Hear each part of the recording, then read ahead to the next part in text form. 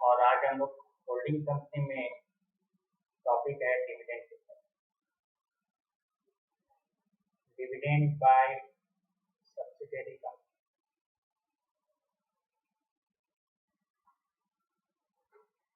ठीक है, तो फर्स्ट ऑफ ऑल हम लोग डिविडेंड के बारे में जान लें, और जब कोई कंपनी डिविडेंड देती है उसका अकाउंटिंग ट्रीटमेंट क्या होता है ये भी समझ। First of all types of dividend जान लेते हैं। जैसे एक डिविडेंड होता है इंटरिम,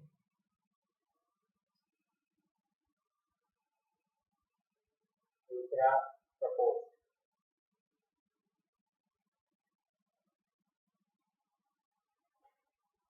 दो तरह का डिविडेंड होता है, interim dividend and propose dividend.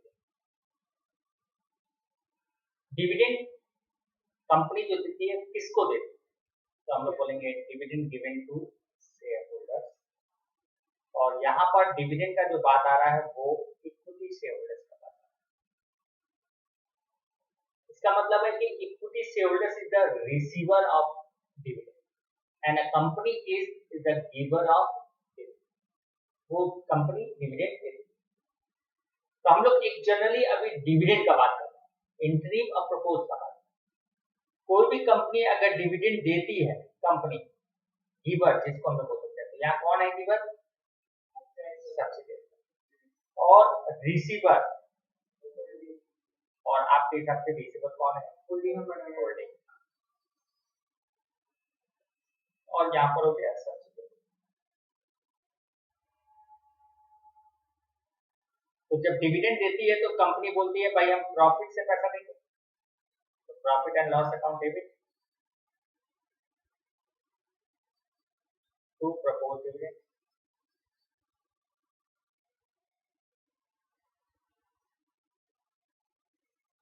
देना हुआ।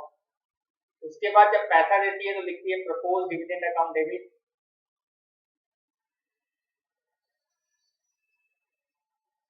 To bank.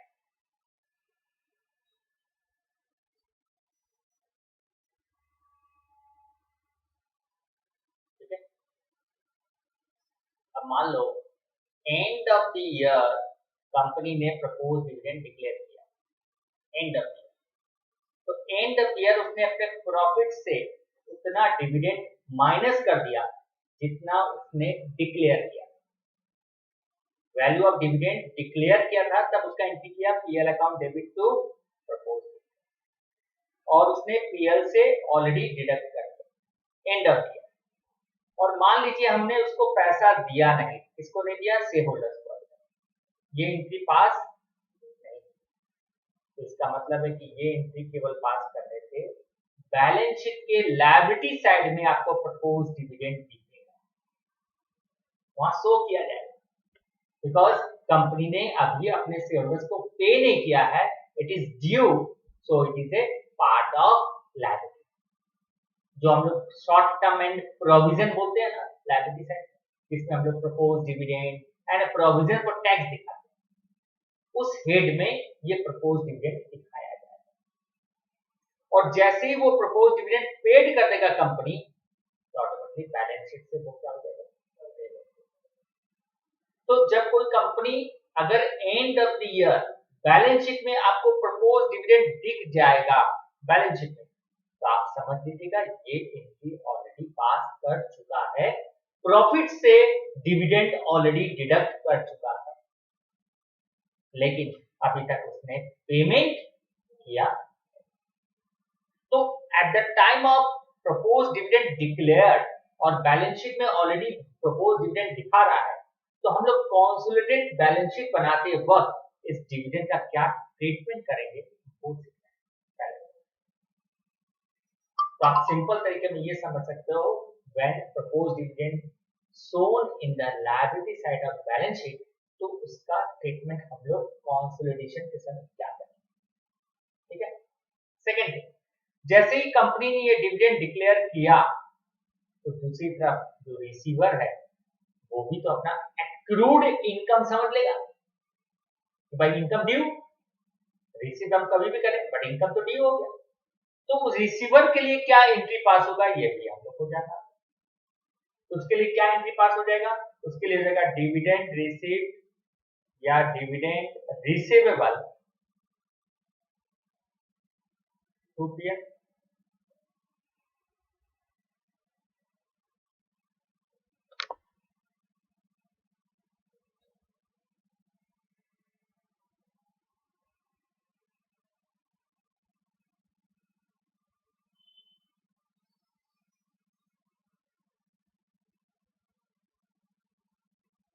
ये उसका एक्रूड एंट्री हो गया। डिविडेंड रिसीवेबल एक तरह से देखा जाए तो उसके लिए हो गया interest receivable, that is interest on investment. उसने पैसा इन्वेस्ट किया था कंपनी में, वहां से उसको डिविडेंड मिलता है। उसका ये एक्रूड हो गया, मतलब एसेट साइड में होना चाहिए। और पीएल अकाउंट उसका क्या हो जाना चाहिए, क्रेडिट।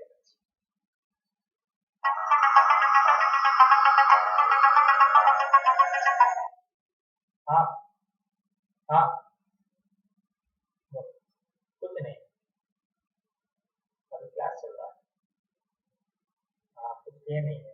अगर तुमको लगेगा तो तुम जो उसको बोल देना है तो। हाँ, इसलिए ठीक है, वो नहीं घूम रहा है। ठीक। हाँ, ठीक। ठीक है। तो यहाँ पर कंपनी जो है डिविडेंड जो रिसीव करेगी वो अपने प्रॉफिट एंड लॉस अकाउंट में क्या करेगी, क्रेडिट, उसके लिए इनकम। तो यहाँ पर होल्डिंग कंपनी अपना प्रॉफिट एंड लॉस अकाउंट को क्या करेगी, बढ़ाएगी। और सब्सिडियरी कंपनी अपने प्रॉफिट एंड लॉस अकाउंट को क्या करेगी, जो कि ऑलरेडी वो एंट्री पास कर चुकी है। बैलेंस शीट के लायबिलिटी में अगर दिखा रहा है, इसका मतलब वो ऑलरेडी इसका एंट्री पास कर चुकी है। हमको सिर्फ कंसोलिडेशन में होल्डिंग कंपनी उसका क्या एंट्री पास करेगी वो केवल पास करना। और उसका एंट्री क्या करना होगा हमको, यहाँ पर पीएल अकाउंट क्या करना पड़ेगा, होल्डिंग कंपनी का बढ़ना। कितने से, क्या सब्सिडियरी कंपनी जितना डिविडेंड दे रही है पूरा का पूरा अमाउंट होल्डिंग कंपनी में हो जाएगा क्रेडिट। डिग्री ऑफ कंट्रोल के अनुसार जितना होल्डिंग कंपनी शेयर होल्ड की है, डिग्री ऑफ कंट्रोल उतना ही केवल वो अपने पीएल अकाउंट में क्रेडिट कर। समझ में आया? यही डिविडेंड अगर बैलेंस शीट में नहीं दिखा रहा है, इसका मतलब है आपको इंफॉर्मेशन दे रहा है एडजस्टमेंट में कि डिविडेंड कंपनी ने डिक्लेयर तो किया है बट अब तक कोई भी ट्रीटमेंट किया। तो आपको दोनों कंपनी में ट्रीटमेंट करना पड़ेगा, सब्सिडियरी में करना पड़ेगा कि उसने डिक्लेयर किया, और होल्डिंग में करना पड़ेगा कि उसको रिसीव मिलेगा, दैट इज रिसीवेबल। ये दोनों चीज उसको प्रोपोर्शनली करना पड़ेगा। ठीक है, तो हम लोग देखते हैं इस डिविडेंड पर हम लोग कैसे क्या ट्रीटमेंट करेंगे। उसके लिए हमने एक सम्स दिया है, तो आपको शायद सम्स देखने के बाद समझ में आ जाएगा कि हमको ट्रीटमेंट क्या करना है। तो देखिए यहाँ पर दो कंपनी है, एच और एस लिमिटेड है, और एच और एस में दोनों में शेयर कैपिटल दिया हुआ है, प्रॉफिट एंड लॉस अकाउंट दिया है, जर्नल लेजर दिया हुआ है, ट्रेड पेबल दिया है, प्रपोज डिविडेंड दोनों कंपनी का दिया हुआ है। होल्डिंग ने तो अपने शेयर होल्डर्स को इश्यू किया था, और लायबिलिटी में लिखा हुआ दोनों पे, तो दोनों में लिखा है तो होल्डिंग कंपनी में लिखा है उससे हमको कोई मतलब नहीं है। होल्डिंग कंपनी तो अपने शेयर होल्डर्स को डिविडेंड दे ही सकती है। सब्सिडियरी ने भी डिक्लेयर किया है कितना, 7.5। अब कंपनी ने डिक्लेयर तो कर दिया बट अभी तक पेमेंट तो लायबिलिटी में। दूसरा फिक्स एसेट्स दिया है, इन्वेस्टमेंट में लिख दिया है कितना शेयर एक्वायर्ड किया है, inventory traditional cash.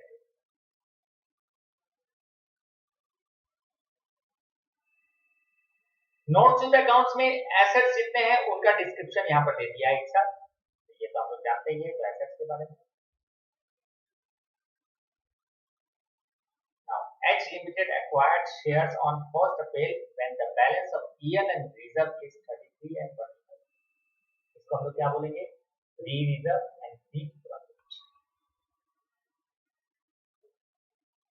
Sundry creditors of 20,000 in the books of H Limited on 31st March include a sum of 12,000 payable to S Limited.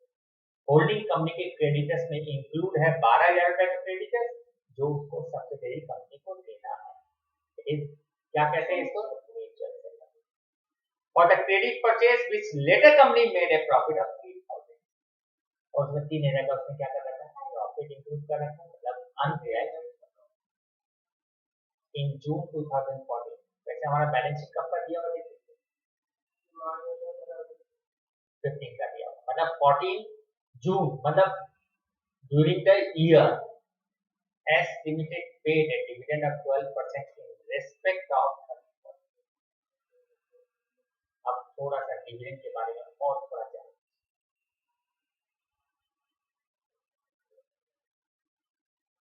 ये हमारा मान लीजिए दिस इज करंट ईयर, अभी इस सम के अनुसार 2014 से लेके मार्च 2015, ठीक है, और ये कौन सा हो जाएगा 2013 से लेके 2014, ओके। यहाँ बोल रहा है जून में कंपनी ने डिविडेंड दिया, सब्सिडरी कंपनी पेड, कैसा देखिए अपने से, लेकिन ये बोला कि ये जो डिविडेंड यहाँ पर हम दे रहे हैं वो इस साल का है। इसका मतलब है डिविडेंड हम लोग कब दे रहे हैं that is not the matter, dividend कौन से पीरियड का दे रहे हैं वो डिसाइड करेगा कि आप किस टाइप का डिविडेंड दे रहे हैं। मतलब आप इसी पीरियड में, साल के बीच में अगर आप डिविडेंड देते हो इसी पीरियड का, दैट इज कॉल्ड इंटरिम। इसी पीरियड का डिविडेंड आप एंड में डिक्लेयर करते हो, दैट इज द प्रपोज। और इसी साल आप डिविडेंड दे रहे हो लेकिन पिछले साल का दे रहे हो, then it is called pre dividend.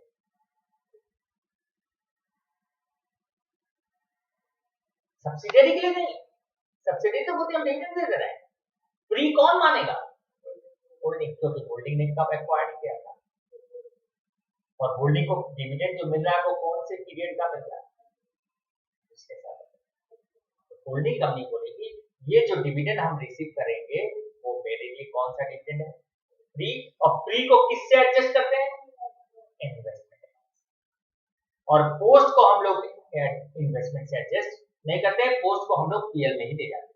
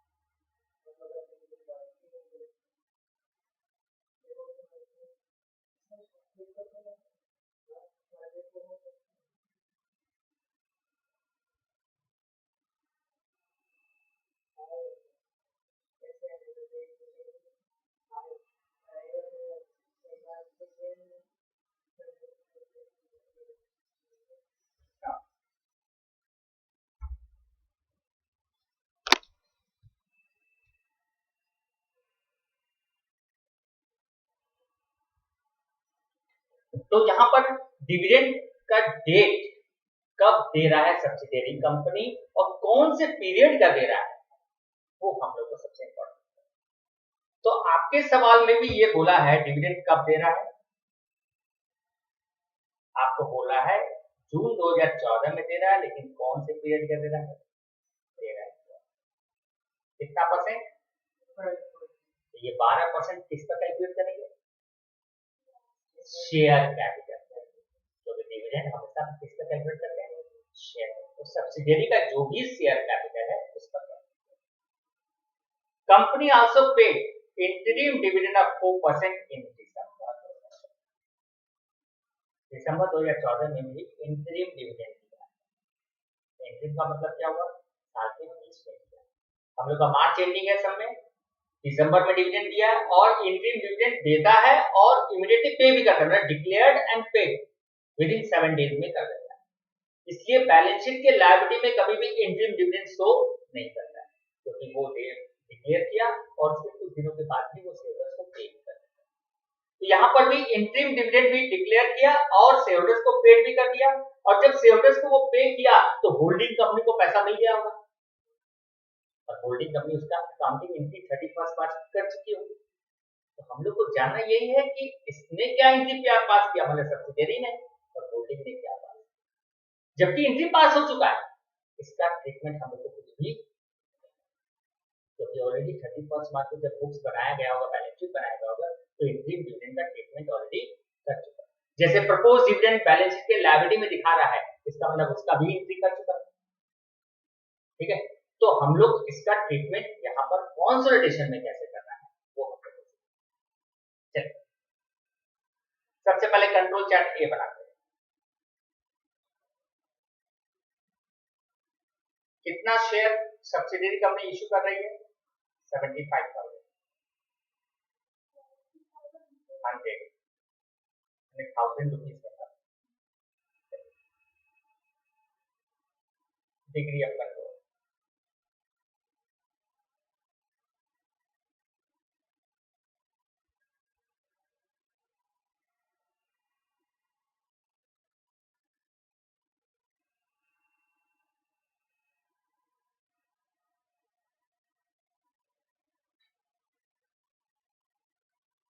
Holding minority, holding ने 5,000 शेयर खरीदा है आउट ऑफ 7,500।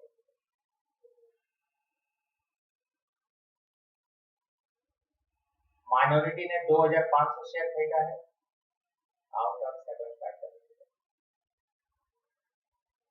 होल्डिंग हो गया 2/3। Control chart A,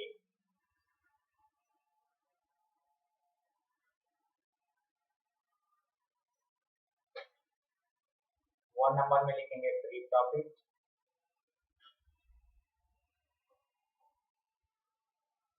profit at the balance sheet,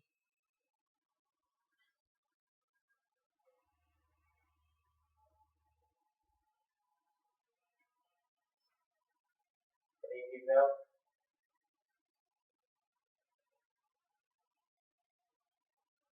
reserve at the balance sheet,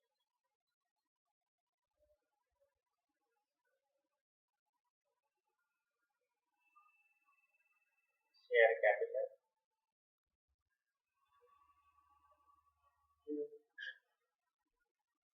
revaluation तो है नहीं, इसलिए हम लोग रिवैल्यूएशन का कोई भी इफेक्ट।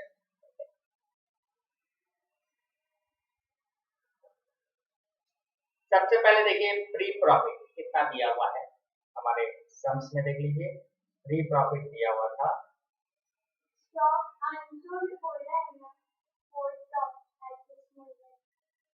स्टॉक, तो क्लोजिंग स्टॉक हुआ था,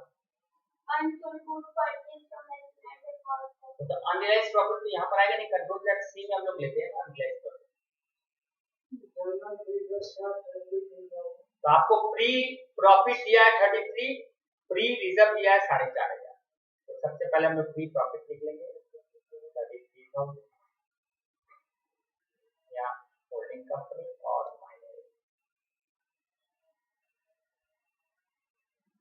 and profit as per balance sheet कितना दिया है? 4,500। नहीं sorry, pre reserve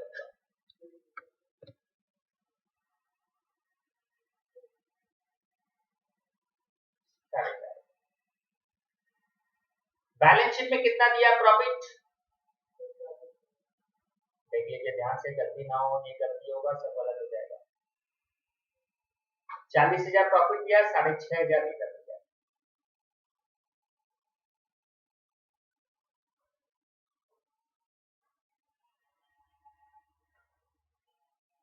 share capital 75,000।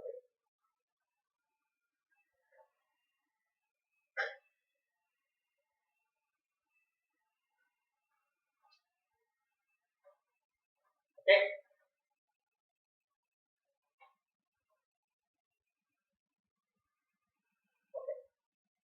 सबसे पहले हम लोग आएंगे प्री डिविडेंड के ऊपर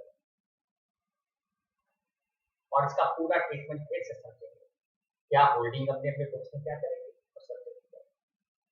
प्री डिविडेंड कब दिया था, कब, जून में, पिछले साल। कितना परसेंट, 12%। किस पर निकालेंगे 12%, 75,000 शेयर। तो कितना आएगा डिविडेंड ये बताइए,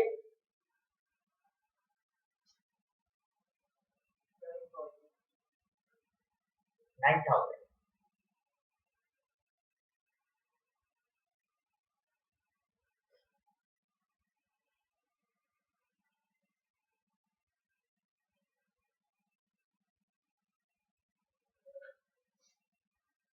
आप बोलोगे ये क्यों लेस किया है, प्री डिविडेंड कब दिया था, ये प्रॉफिट कब का है, लास्ट ईयर का। तो डेट क्या होना चाहिए, 1 अप्रैल, 1 अप्रैल को 33,000 बिगनिंग ऑफ ईयर का है ना प्री, तो प्री प्रॉफिट 33,000।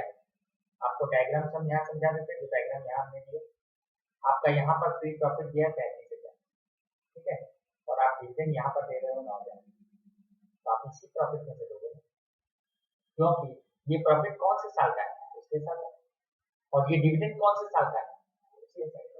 अगर ये पिछले साल ही दे दिया होता तो यहाँ प्रॉफिट 33 थोड़ी होता, 24 होता। तो हमने वही किया, 24 ले आया प्रॉफिट, सही प्रॉफिट दिखाया हमने यहाँ पर, प्री प्रॉफिट इज 24,000।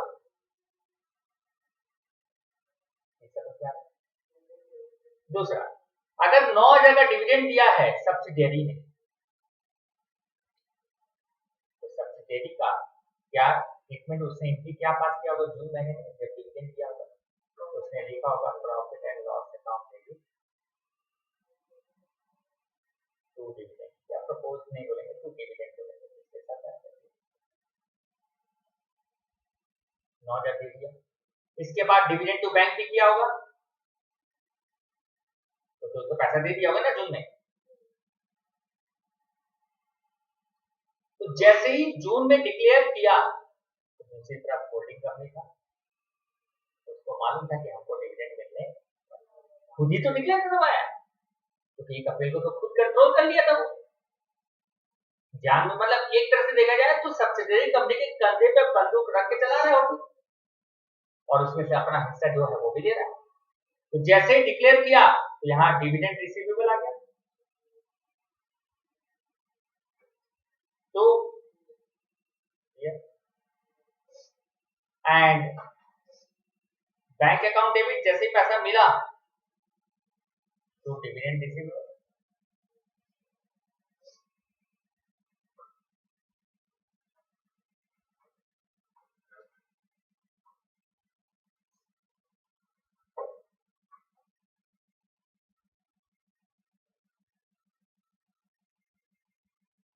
तो समझ में आया?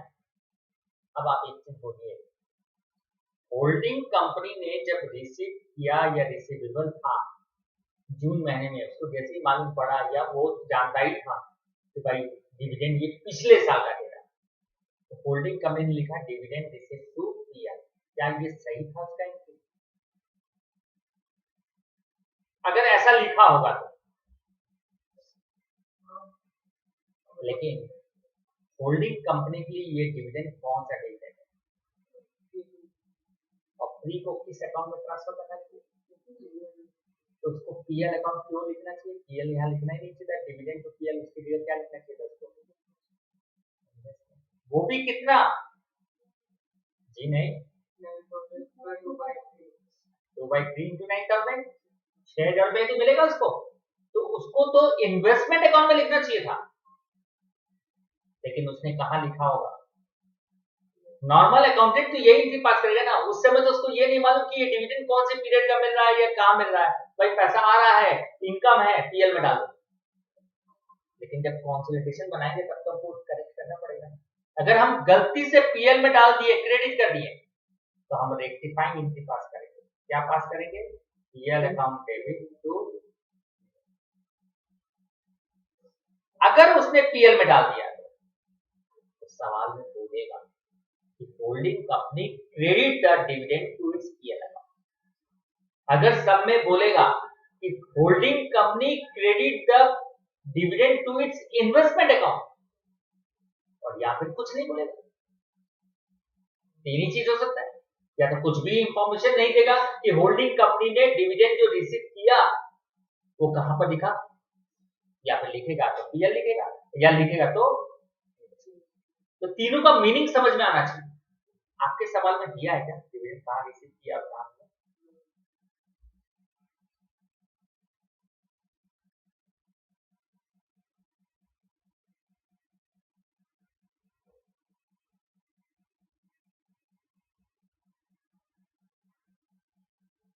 आपके सवाल में सिर्फ ये लिखा था कि सब्सिडरी कंपनी डिविडेंड 12% पिछले साल। होल्डिंग कंपनी ने उस डिविडेंड को कहां पर लिखा बताएं? तो हमने कहा तीन कंडीशन हो सकता है, फ्री के लिए याद रखिएगा, पिछले साल का डिविडेंड अगर सब्सिडरी इस साल देती है, तीन कंडीशन हो सकता है, आपके सवाल में ढूंढ लीजिएगा। एक, या तो कोई इंफॉर्मेशन नहीं देगा जैसे इसमें, एक या तो लिख देगा holding company receive the dividend and credited to PL account, और एक क्या देगा holding company receive the dividend and credited to investment account. जब कुछ इंफॉर्मेशन ना देना तो बाय डिफॉल्ट आप मान लीजिएगा क्रेडिटेड टू पीएल, मतलब आप मान लीजिएगा पीएल अकाउंट में क्रेडिट हुआ है तो आपको रेक्टिफाइंग एंट्री पास करना,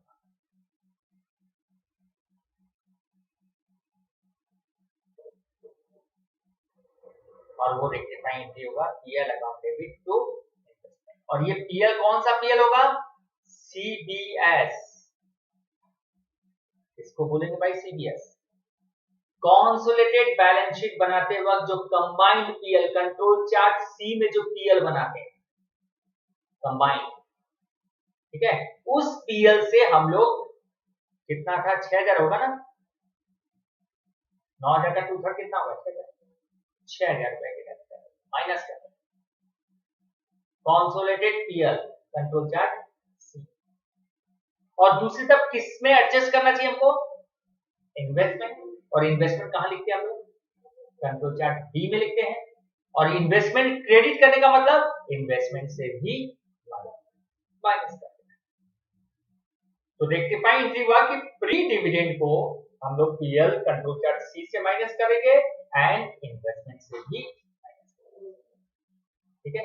और हमने जो कंट्रोल चार्ट ए में जो माइनस किया है 9,000 रुपया, वो ये मत समझे कि हमने माइनस किया, हम correct value of free profit जानने के लिए, क्योंकि उसका 1 अप्रैल को 33,000 बैलेंस दिया है और डिविडेंड कब दे रहा है? जून में, इसलिए हम करेक्ट 24,000 का ओपनिंग फ्री निकालेंगे। समझ में आया? तो ये प्री डिविडेंड का रेक्टिफाइंग एंट्री आगे कंट्रोल चार्ट बी और सी में याद रखिएगा, वहां पर आपको एडजस्ट करना है। क्लियर ये बात डिविडेंड का? उसके बाद दूसरा,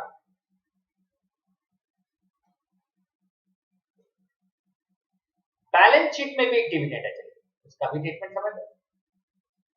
जब प्री समझ लिए हैं तो ये भी आ जाए।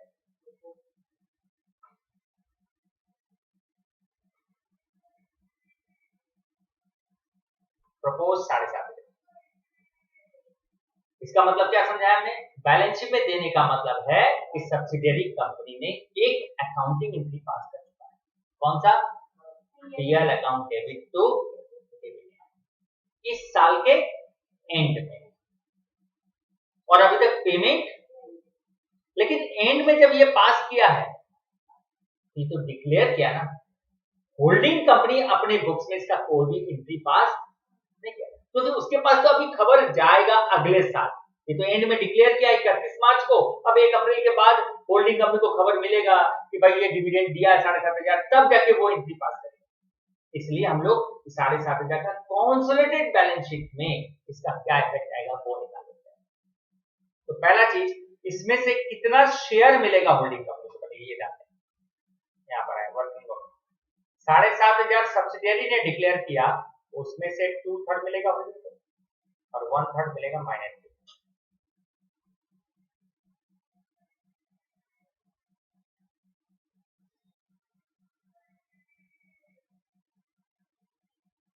ठीक है, 2/3 मिलेगा होल्डिंग को। 2/3 कितना हो जाएगा, होल्डिंग को 5,000 मिलेगा और 2,500 सब्सिडियरी को। और दोनों को अभी तक मिला नहीं है, सब्सिडियरी नहीं, इसको क्या बोलेंगे, माइनॉरिटी बोलेगा कि 2,500 आपको कभी मिल जाए, क्योंकि माइनॉरिटी में एक शेयर होता है, छोटे छोटे कई सारे शेयर होते हैं। उनको जब पैसा मिलेगा वो लोग रिसीव कर लेंगे, वो लोग वो चेक अपने बैंक में जमा कर देंगे, पर्सनल अकाउंट में, सेविंग अकाउंट में, और पैसा ले लेंगे जैसे हम लोग individual share holder. But holding company बोलती है ये 5,000 रुपए जो मेरे को मिलने वाला है उसका कंसोलिडेटेड बैलेंस शीट में तो डिक्लेयर करना पड़ेगा। ठीक है, क्योंकि सब्सिडियरी ने ये 7,500 का एंट्री पास, अब सिर्फ होल्डिंग होगा।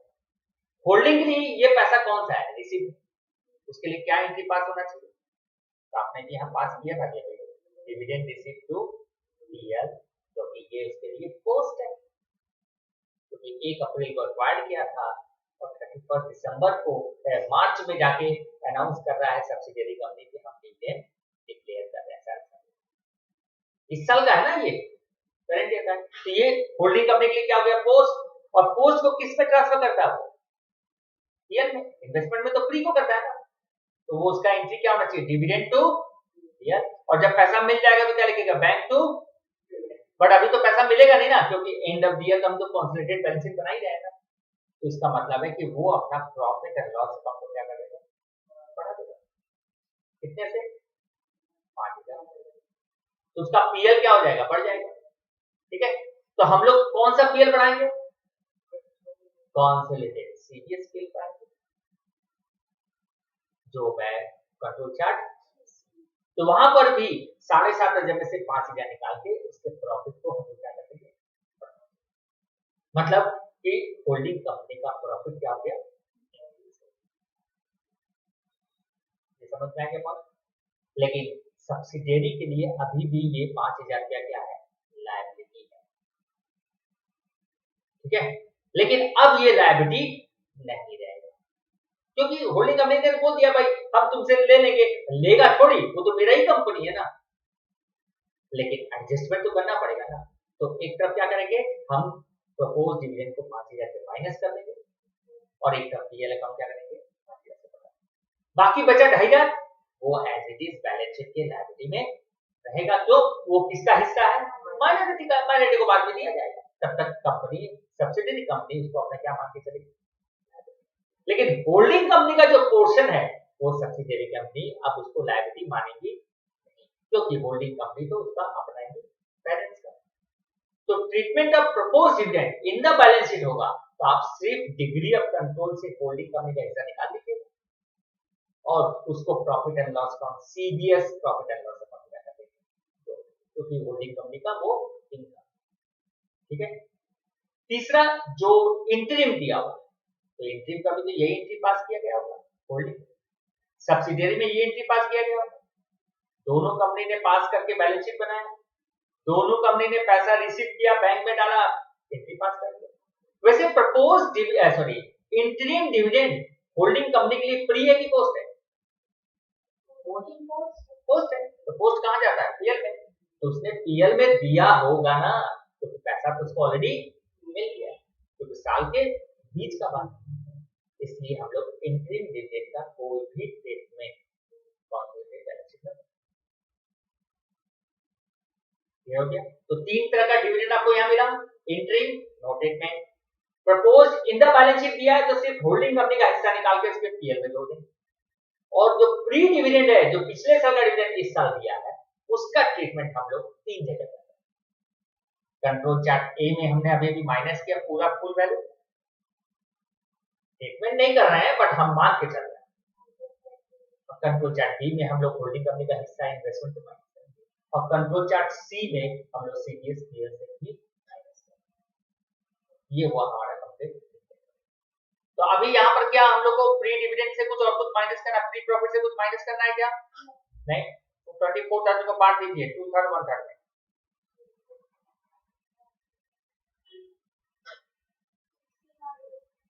16,000 और 8,000 ये प्री है, इसलिए हम लोग इसको क्या करेंगे,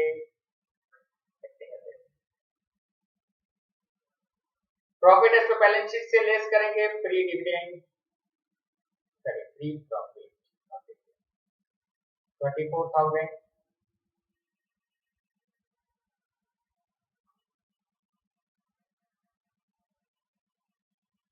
16,000 को बांट दीजिए।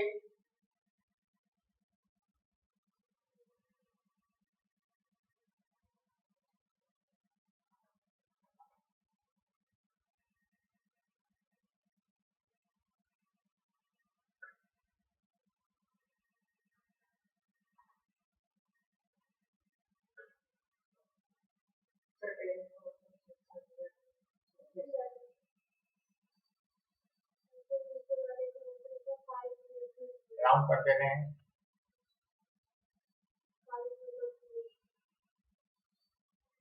फ्री रिजर्व को बांटेंगे,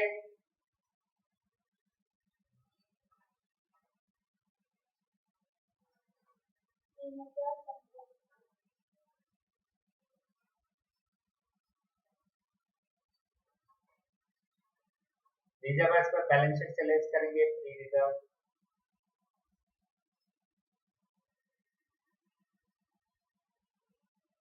तो हो जाएगा पोस्ट रिजर्व,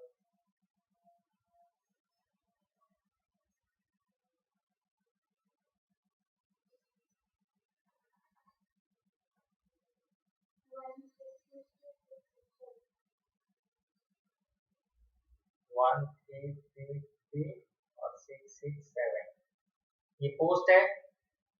राउंड कर देंगे, शेयर कैपिटल में आएंगे,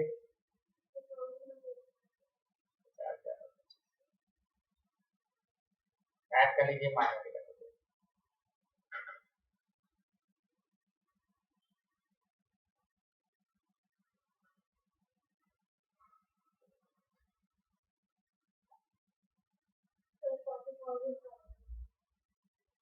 40,000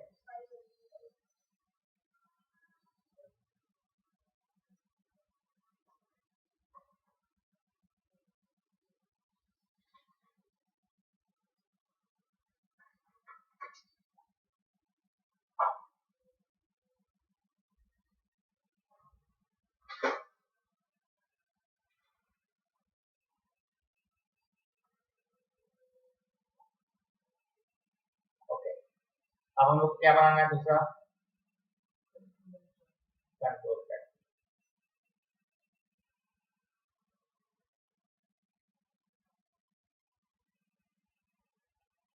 cost of investment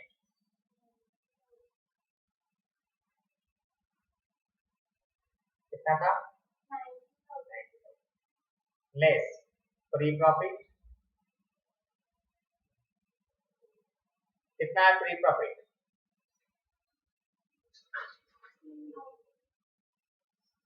15,000 16,000, free reserve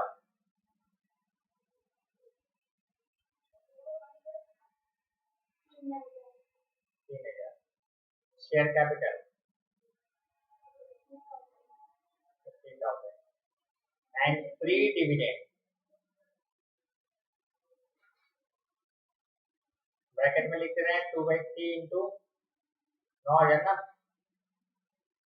कितना आएगा,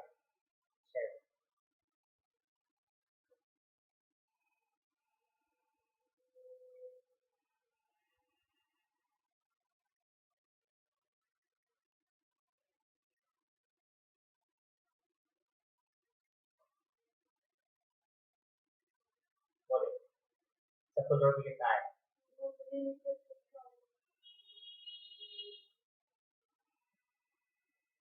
15,000 रुपये।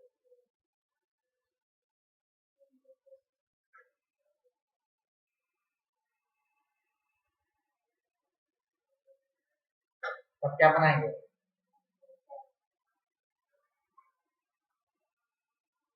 सबसे पहले एसेट्स ले लेंगे।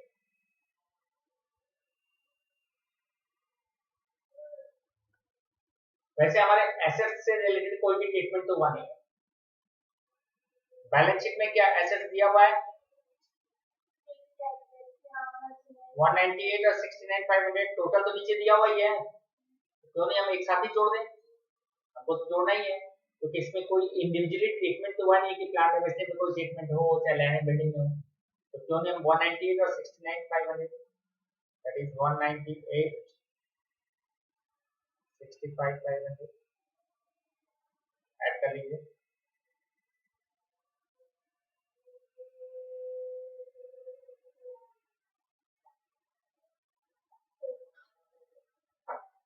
आएगा कितना 2 लाख।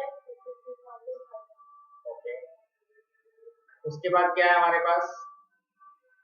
इन्वेस्टमेंट तो लेंगे नहीं, इन्वेंट्री, ट्रेड रिसीवेबल, कैश, ये तीनों ले लेंगे। इन्वेंट्री कितना दिया हुआ? इन्वेंट्री 51 और 34 85। ट्रेड रिसीवेबल कितना दिया है? हाँ हाँ, ओके। कैश कितना दिया है? हाँ,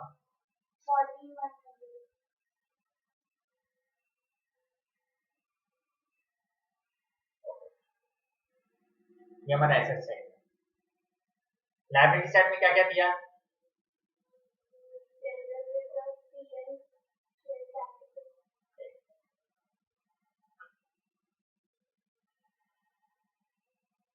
सबसे पहले शेयर कैपिटल में आएंगे।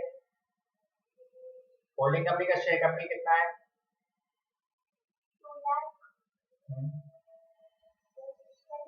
हाँ, इसका तो आएगा नहीं। ओके, फिर दिया हुआ जनरल रिजर्व कितना? हाँ, 1,05,000 जो जीआर में आया था, और पोस्ट रिजर्व कितना था वो देखो।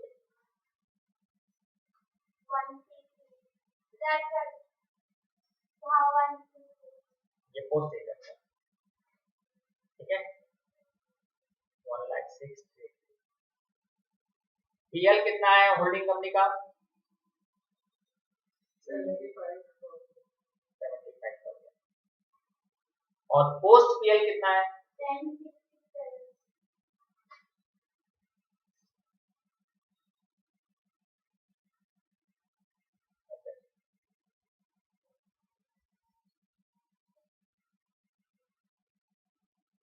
पीएल के बाद क्या दिया है?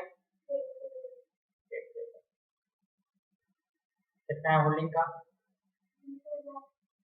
और सब्सिडियरी का?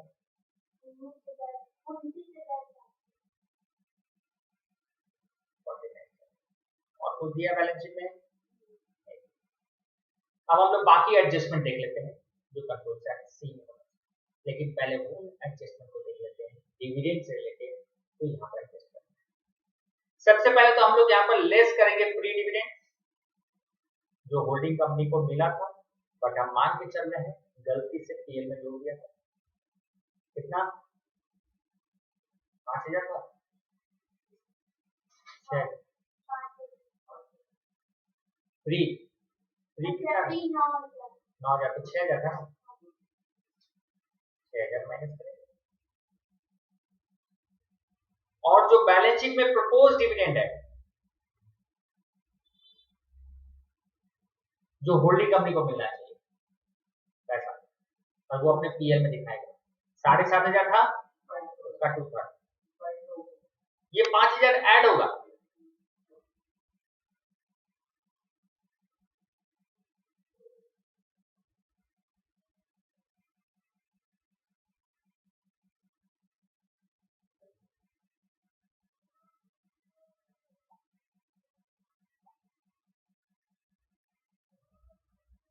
ठीक है,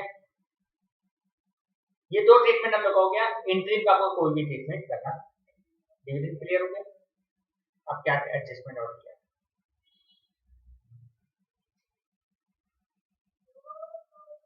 सन्डी क्रेडिटर्स में इंक्लूड है 12,000 का,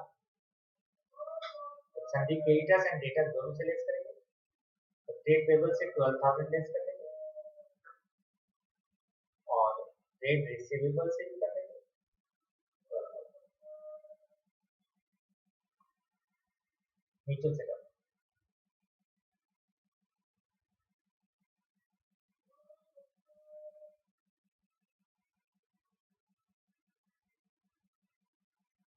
और क्या था, अनरियलाइज्ड। कंपनी ने कितना प्रॉफिट अर्न किया है, 3,000।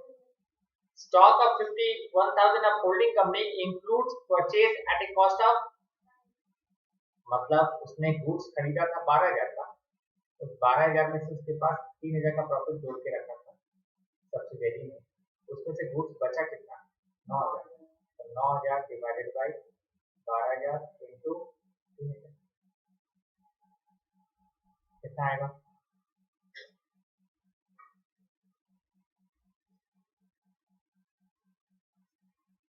225।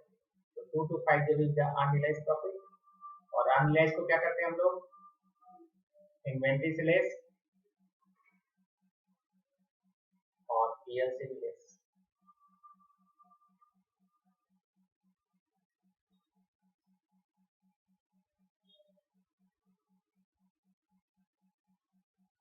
अब पीएल को बैलेंस करके बताइए कितना बैलेंस आ रहा है प्लस माइनस के,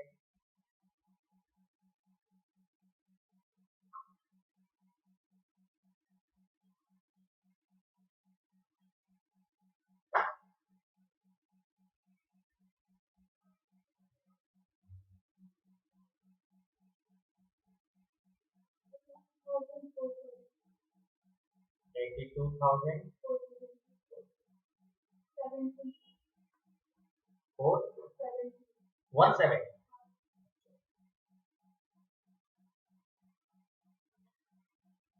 और लायबिलिटी साइड में ट्रेड रिजर्व 12,000 माइनस कर देंगे,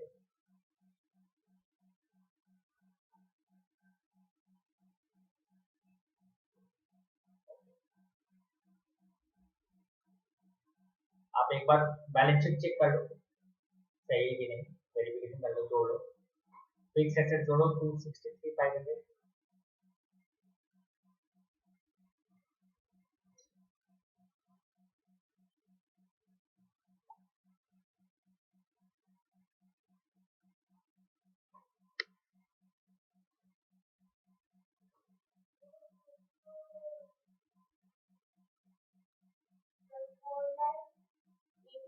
क्या क्या जोड़े हो, fix assets, inventory, trade receivable, cash and goodwill, कितना आया, 85,450। ओके, लायबिलिटी में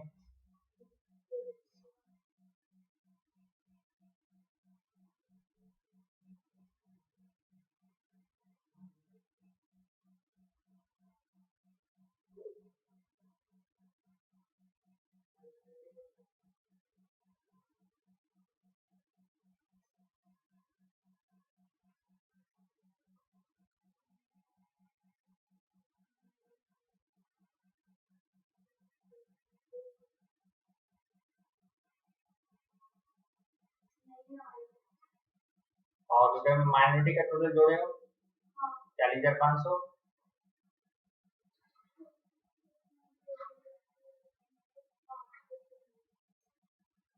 कितना आया, और कितना का डिफरेंस है निकालिए,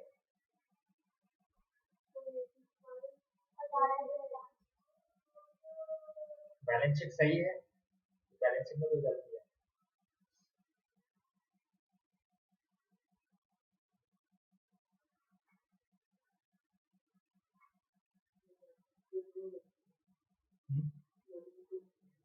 बैलेंस शीट को एक बार चेक करो, प्रिंटिंग मिस्टेक होगा तो सब गलत हो जाएगा।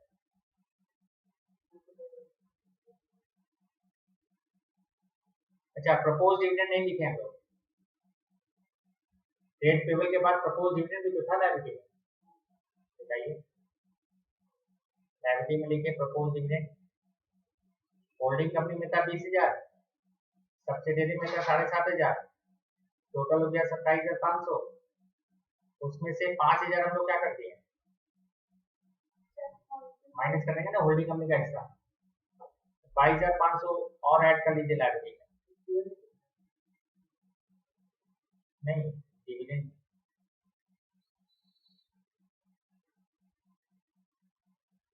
डिविडेंड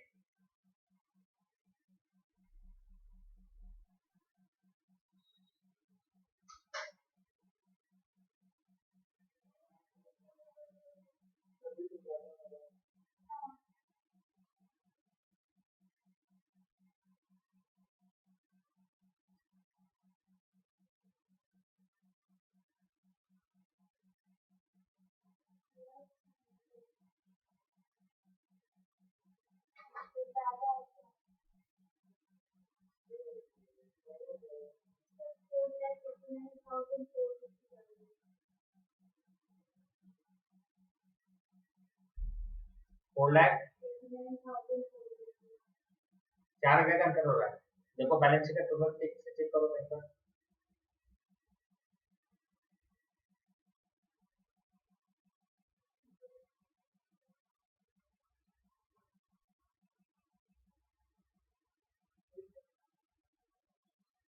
कई बार सब चीज ठीक दिखता है लेकिन अच्छा पीएल कितना है देखो तो, होल्डिंग कंपनी का प्रॉफिट कितना है पीएल अकाउंट, किसका बोल रहे होल्डिंग का, कितना लगा क्या इसका, हम लोग में कौन सा टीवी भी चल रहा था।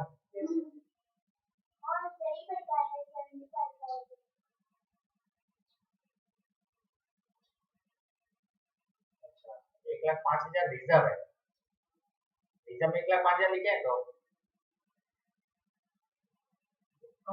होल्डिंग कंपनी का रिजर्व एक बार क्रॉस चेक कर लेते हैं। पोस्टिंग में तुमने बोल दिया गलत करा,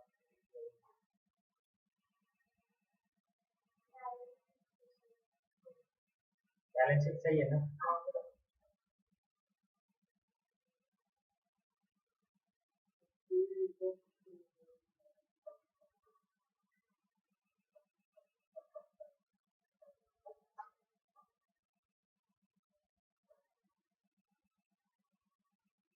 भैया यहाँ पे टोटल 7,500 आ रहे थे, 69,500 क्या चीज ऐसे फिक्स ऐसे बैलेंस शीट में, क्या नोट्स टू अकाउंट्स में, नोट्स टू अकाउंट में 70,500 आ रहा है, बस नहीं कहीं आ रहे थे 16, 14 60 हो गया, 69,500 और यहाँ बैलेंस शीट में कितना लिखा हुआ है, सही है। और जब 198 लिखा है ये 10 89 89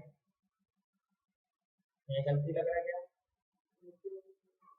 देखो तो होल्डिंग कंपनी का जोड़ो तो 5 3 8 80, अच्छा 88 और 198, ठीक है ये तो सही है। तो हाँ है उसमें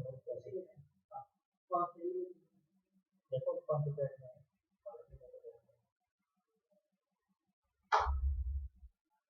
4,000 का अंतर आ रहा है ना, हम लोग कैलकुलेशन चेक करो, डिफरेंस नहीं आना चाहिए। 16 3 19 6 25 70 15,000 रुपये सही है, इधर ये 40,500 सही है ना,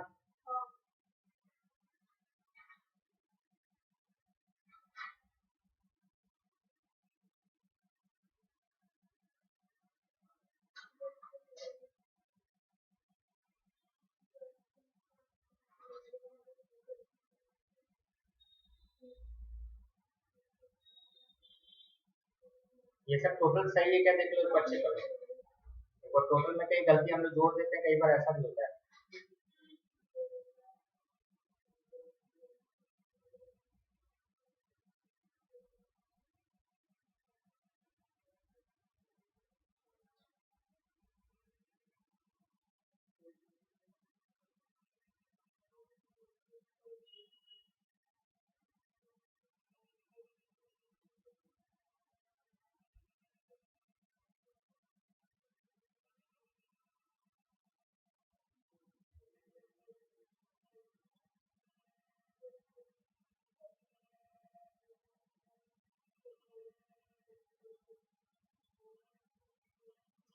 DL का टोटल चेक करो तो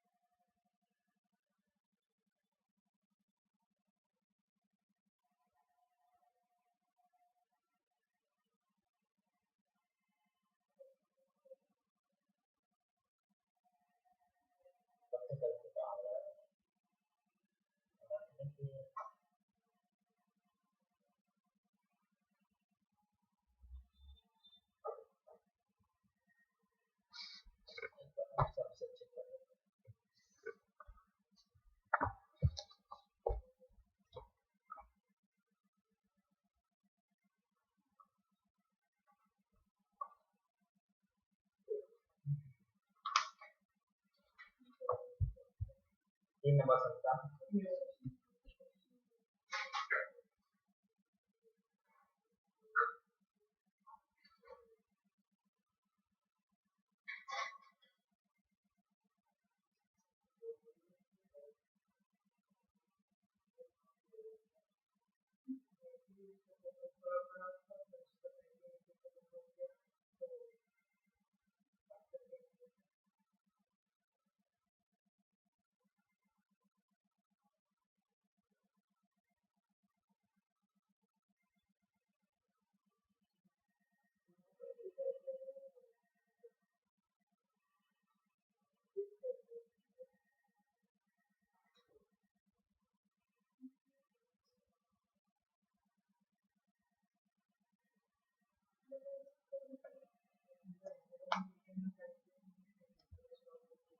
भैया ये फिक्स्ड एसेट्स का कैलकुलेशन रॉन्ग है। रॉन्ग है। 2,67,500 कितना होगा? 2,67,500 कैसे? 1,98,000 प्लस ओ 65 लिख दिया, 69 था। देखो ये मैं 69 हूँ। हाँ 65 लिखे ना, इसीलिए क्या देना पड़ा है बोले ना हम लोग लिखने में बोल रहा है कहीं पर बोल दीजिए बाकी ट्रीटमेंट एसेट बढ़ जाएगा हो जाएगा। तो बैलेंस शीट बना सकोगे? ठीक है, आज ये की समझ सकते हैं डिविडेंड के ऊपर में।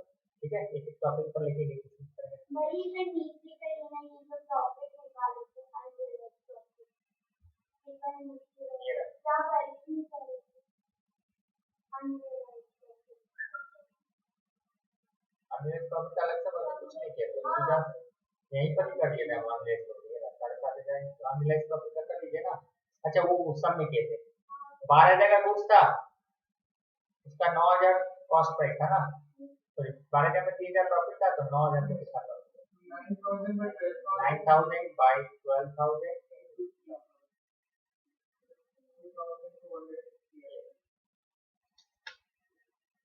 ओके। तो अभी तक आप लोगों ने क्या कर सीख लिया ओपनिंग में? Unrealised profit, mutual setup, dividend और डिवैल्यूएशन। अब हम लोग नेक्स्ट क्लास में बोनस